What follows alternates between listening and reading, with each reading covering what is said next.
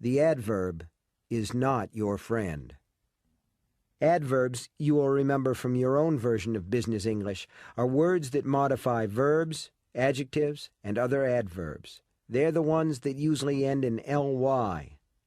Adverbs, like the passive voice, seem to have been created with the timid writer in mind. With the passive voice, the writer usually expresses fear of not being taken seriously. It is the voice of little boys wearing shoe-polish mustaches and little girls clumping around in mommy's high heels.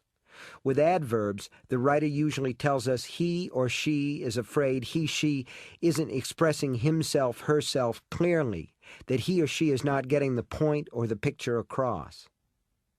Consider the sentence, "He closed the door firmly."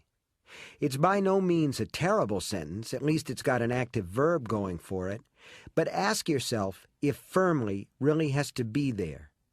You can argue that it expresses a degree of difference between he closed the door and he slammed the door, and you'll get no argument from me.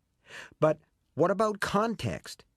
What about all the enlightening, not to say emotionally moving, prose which came before he closed the door firmly?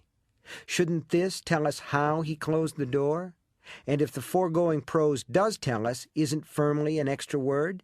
Isn't it redundant? Someone out there is now accusing me of being tiresome and anal retentive. I deny it. I believe the road to hell is paved with adverbs, and I will shout it from the rooftops. To put it another way, they're like dandelions. If you have one on your lawn, it looks pretty and unique. If you fail to root it out, however, you find 5 the next day, 50 the day after that, and then, my brothers and sisters, your lawn is totally, completely, and profligately covered with dandelions. By then, you see them for the weeds they really are, but by then it's too late.